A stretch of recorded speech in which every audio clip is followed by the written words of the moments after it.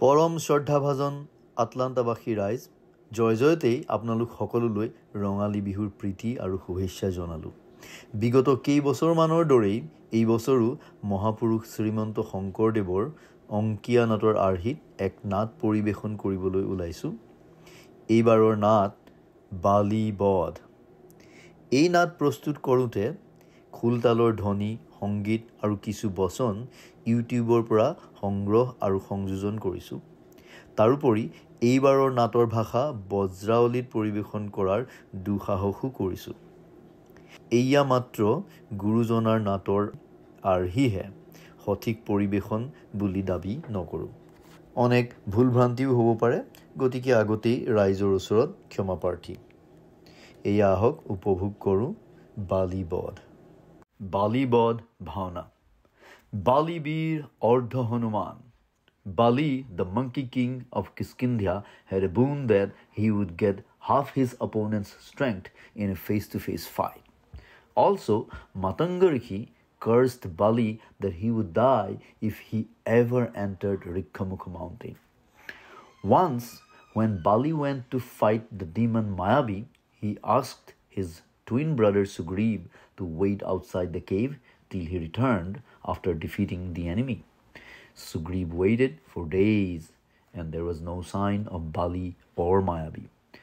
One day, blood started flowing out of the cave and he also heard the roar of Mayavi. He did not see Bali or any call from him. Sugriv speculated that Mayavi had killed his brother. To avoid the demon coming out, he blocked the mouth of the cave with a huge rock. When he returned to Kiskindha, the ministers crowned him as the king to avoid chaos in the kingdom. On the other hand, Bali had killed the demon and was so tired that he passed out. Angry with Sugriv for closing the cave and crowning himself king, he exiled his brother and forcefully married Sugriv's wife, Ruma. Sugriv, accompanied by Hanuman and others, sought refuge in Rikkamukha mountain. When Sri Ram and Lakshman came there searching for Janaki Sita, Sugriv became their friend. They promised to help each other. Sri Ram would kill Bali and crown Sugriv as the king of Kiskindha, and in return, Sugriv would help Sri Ram to rescue Janaki Sita from demon king Ravan.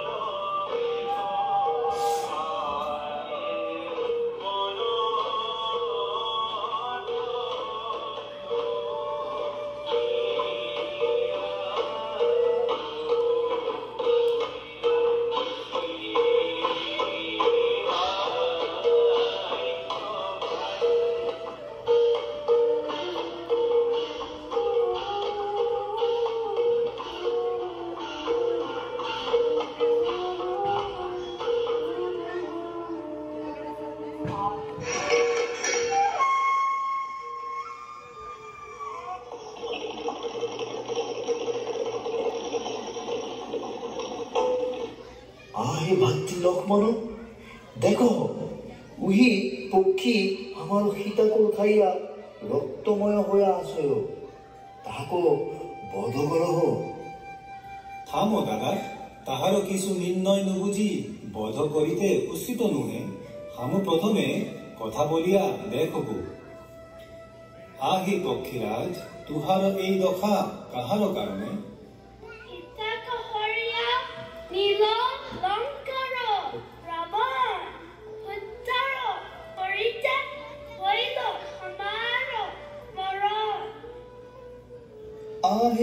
পক্ষীরাজ হামু সীতার বিরহে ভগ্ন প্রায় হামাকো উপায় কহিও কি প্রকারে হামু জানকী সীতাকো উদ্ধার করিতে পারিব। হে রামচন্দ্র হামু এক উপায় কহিব শুনহ বহু বৃক্ষম পৰ্বতে অহলহ বহিস্থানে সুগ্ৰীৱ হনুমন্ত জাম্বৱন্ত আদি কপিবীৰ গণৰ সংগে মিত্ৰতা কৰিয়া সীতাক উদ্ধাৰ কৰিতে পাৰবি। হে ৰাম।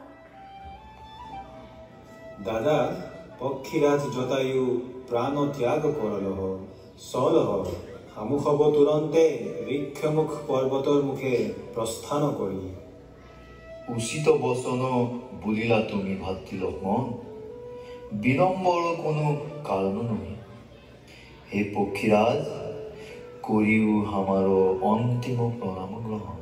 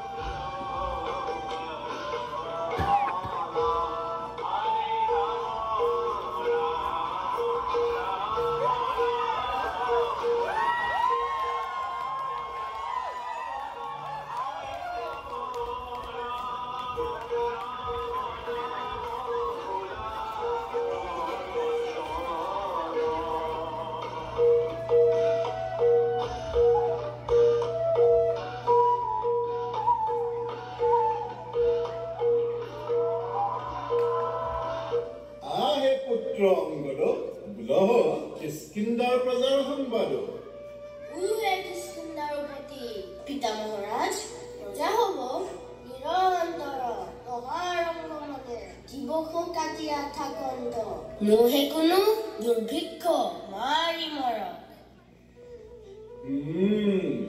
বেশ তেন্তে তব আমারও ওই পুলঙ্গার ভাতৃ সুগ্রীব আর তাহারও মিত্রগণ রাজ্যে প্রবেশ করারও করিতে পারে গোপন অভিসন্ধি। বানর সেনাগণকে দিব্যরাত্রে চোখ বুলায় রাখন্তে বলিবি। ডর ভয়ের কারণ নাই পিতা মহারাজ। আমারও বানরে হেলে দিব্যরাত্রি প্রতিক্ষণে অজাগ। অতি উত্তম আমু তেন্তে চলিলাম অভ্যন্তরে।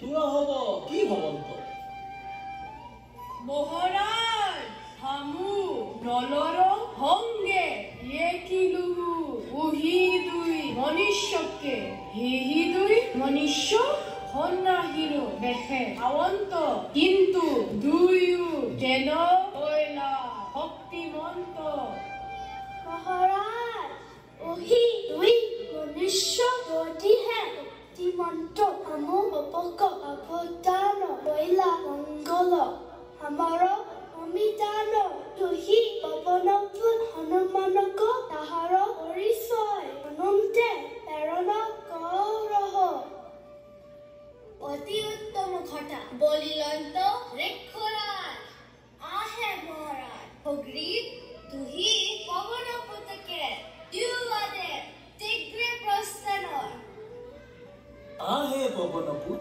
তোহাৰ কি বিচাৰ হে মহাৰাজ সুগ্ৰীৱ আমু তোহাৰ পৰম মিত্ৰ যদি তোহাৰ সমীপ কোনো বিপদ আহন্ত আমু তোহাৰ সহায় কৰিব আমু ছদ্মবেশ ধৰিয়া ওহিদুই মনুষ্যৰ পৰিচয় আনিয়া তোহাক জনাব অতি উত্তম অলমানুহে মিত্ৰ হনুমান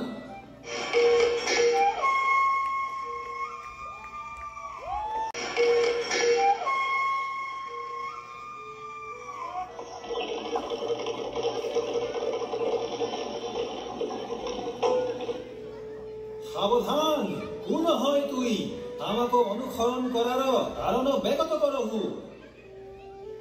হে ভাতৃ লক্ষ্মণ তুহি থাম এহি ব্রাহ্মণ নাহি বিপদৰ কাৰণ তাহাক বেকত কৰিবাৰ সুযোগ দিয় হে নৰদুই তোৰা দুয়ো কোন হয় কিবা কাৰ্যে এহি বন মাজে আহিতে থাক হে ব্ৰাহ্মণ দশৰথ ৰাজাৰ বুহি জ্যেষ্ঠ পুত্ৰ শ্ৰী ৰামচন্দ্ৰ আমু তাহাৰ ভাতৃ লক্ষ্মণ পিতৃবাক্য পালিয়া বনে ভ্ৰমি থাকন্তে লংকাৰ ৰাজা ৰাৱণ জানকী সীতাক হৰণ কৰলহ পথে জটায়ু তাহাক বাধ দিয়ন্তে অন্যায় সময়ে ৰাৱণে তাহাৰ পাখা কাটল পিছে জটায়ুৰ মুখে সুগ্ৰীৱৰ বাৰ্তা পায়া তাহাৰ সঙ্গে মিত্ৰতা কৰিবাৰ হেতু হামু বৃক্ষমুখ পৰ্বত আগবাহন্তি নমো নমো ৰাম জগত ঈশ্বৰ তজু শৰণত প্ৰভু শৰণ আমাৰ পিতৃমুখে তব গুণ শুনিলো শ্ৰৱণে আজি সন্তে তোৰা খবকে দেখিলো নয়নে হে প্ৰভু শ্ৰী ৰামচন্দ্ৰ বালিৰ কনিষ্ঠ সুগ্ৰীৱ আমাৰ পৰম মিত্ৰ আমু বায়ুপুত হনুমান নীল নল জাম্বুবান কহিতে বানৰগণ আমু বৃক্ষমুখে পৰ্বতে পলায় আছ হে প্ৰভু স্কন্ধেশ্বৰ আমু তোহাক সুগ্ৰীৱৰ সমীপে লয়া যাইব জয় শ্ৰীৰাম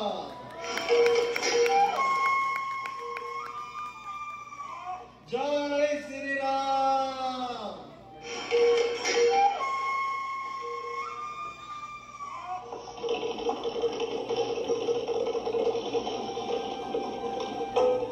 আহে মহাৰাজ ওহি মনুষ্য ৰূপক স্বয়ং বিষ্ণু অযোধ্যাৰ ৰাজা দশৰথৰ জ্যেষ্ঠ পুত্ৰ শ্ৰী ৰামচন্দ্ৰ আৰু তাহাৰ সংগে তাহাৰ কনিষ্ঠ ভাতৃ লক্ষ্মণ তাহাৰ সহায় যদি কৰ মহাৰাজ নিশ্চয় সিদ্ধি হবে তোহাৰ কাজ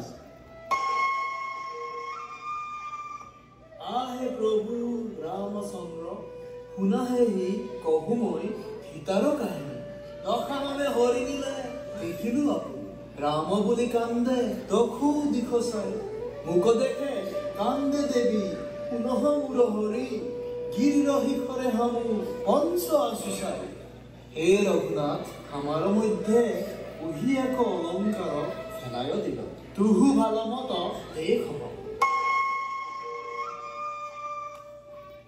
হৰি হৰি বিধি মূৰ প্ৰাণ বিৰহে মই থাকো অকল হৰে মোৰে সংগে বনে আইলি বাধা নুশুনি হৰি নীল ৰাৱণ শূন্যয়ে প্ৰাণী হে ৰঘুনাথ তুহু হুক সাৰ হামু হব ৰাৱণ কমাৰী দেৱী সীতাক নয়া নমু তুহু হম বীৰ ত্ৰিভুৱনে নৈ হামু তুহাৰ সহায় ভৈল তোহ কিছু চিন্তা কৰবি নাহি মুহুৰ ভাজ্যাক ৰাৱণে হৰি নীল সীতা অবিহনে মুহুৰ ধিক্কাৰ জীৱন অংগীকাৰ কৰি বুলিলাম হামু দিব্য ধনুষৰ প্ৰহাৰী পাতাল কবিদাৰী ৰাৱণৰ দশশিৰ ছেদ কৰি ৰাক্ষস কুলক সংহাৰী মিত্ৰক নিৰাপদ ৰাখি জগতৰ মুক্তি সাধবু ও হে ৰঘুনাথ তুহু জগতৰ ঈশ্বৰ তুহাৰ সমীপ কোনো কাৰ্য অসাধ্য নহয় সম্প্ৰতি আমাক বিপদ সাগৰে উদ্ধাৰ কৰা আহে মিত্ৰ হামু প্ৰথমে তুহাৰ কাৰ্যক সাধবু তুহাৰ সৰ্ববৃত্তান্ত হামাকো কহ হে প্ৰভু আমাৰ দুখৰ বৃত্তান্ত কি কহবু সেই মায়াবী দানৱ বালিদাদৰ সম যুদ্ধ কৰিয়া এক কোৱাlte প্ৰখল দাদাৰ বাক্য ধৰি দুই দিৱসৰ অন্তে যব কৰ্তমুখে ৰক্তহনিত বাজ অনন্ত তবু আমু ভৱন্ত মায়াবী হন্তে বালিদাদাৰ পৰলোক ভজল হয়ে হামু এক ভয়ংকৰ হিলা গৰ্তৰ মুখে দিয়া ৰাজ্য ফিৰ হল ৰজাগণে দাদাৰ অবিহনে আমাক ৰাজা পাতল উহি সময় বালিদাদা ফিৰি আহিয়া হামু হবক ৰাজ্যৰে ভাগ কৰল হব হামু কপি হব এই হিৰিক্ষ মুখ পৰ্বতে পলায় আছো আহে মিত্ৰ তুহু চিন্তা সাৰ হামু তুহাৰী হব শত্ৰুক সত্যি নাশ কৰবু ভবু তুহু কিষ্কিন্ধ্যা কালিৰ প্ৰভাতে তুহি বালিক দ্বন্দ্ব যুদ্ধ কৰিতে নিমন্ত্ৰণ দিও হামু দূৰ হন্তে হৰ প্ৰহাৰী বালিক বধ কৰবু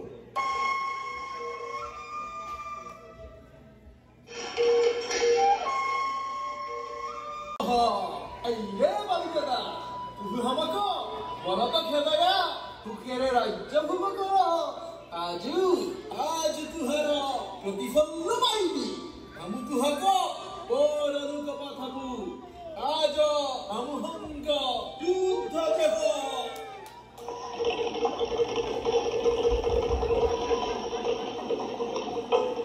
ওই কুলঙ্গার পুত্রী তুহারো আর মুসিকর বহু অন্তর নই গর্তে লুকায়া প্রাণ বাসিউ কেন মোরা হাতে মরিতে আহিলি জব আহিলি তব বাজু হ মুয়ার সঙ্গে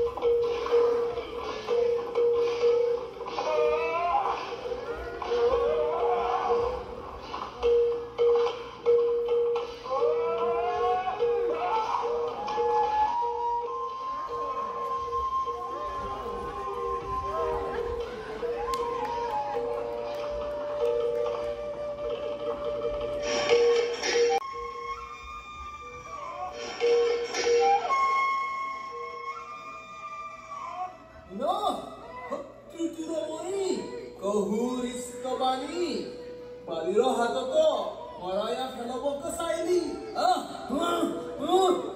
ভাল অতুল পিতাই তোক দেশ ভগাই কনিষ্ঠ ভাতৃক ৰাজ্য দিয়ে গতাই সংগে ভাজ্যা সীতাকলৈয়া তনত আহিলি ক্ষত্ৰিয় পুনৰতই কলংক হইলি মিত্ৰ নহিৰ কাহুকে নাই প্ৰয়োজন সেই হেতু সাবধান বানর রাজা হুগ্রীব শ্রী রামচন্দ্রকে এত বর্জিত বাক্য কহিবার হাহ তুহার হাম তুহাক এই ক্ষণে থর প্রহারী বধ করবু শ্রী রামচন্দ্র প্রতি বিস্তবাণী কহু নাহি শুনবু। থামো ভাতৃ লক্ষ্মণ, হে মিত্র সুগ্রীব, তুহার বচন সত্য নহি। হামু কি নিমিত্তে বালিক হর প্রহার নাহি করল তা শুনহু। হামু দূরহন্তে তুহার আর বালির অন্তর ধরিতে পারিলাম নাই। দূরহন্তে আমি কিছু নির্ণয় করিতে নাহি পারিলাম। হে মিত্র, তুহু কালির সমরে এই তুলসীর মালা পরিধান করব। রঘুনাথ আমাকে ক্ষমিও, ক্রোধে হাম মিত্রর নামে হৃষ্টবাণী কহিলাম। প্রভু না জানি বলিলাম হৃষ্ট বচন প্রভু। হরু শরণত বালির প্রহারে দূর বিচলিত বিবেক। আর খন্তেকে যেন হাম যাব পরলোক। হরিচু শরণত ক্ষমা করমুক। হে মিত্র সুগ্রীব, তুহু এই মালা পরিধান কর, আমারও কাজ কুশল হইব। হাম মিত্র বধর পাপ হন্তে দূর থাকব। কালির প্রভাতে পুনঃ বালিক যুদ্ধে নিমন্ত্রণ দিও। হামু মুহি সময় বালিক বধ করিয়া তুহাক কিষ্কিন্ধার রাজা পাতব্য।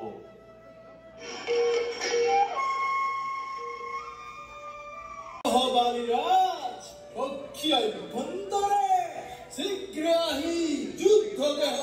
প্রথম সমরে জয় হই চিন্তাস তৈ হাহা গর্ব করি মরে বালিরাজ।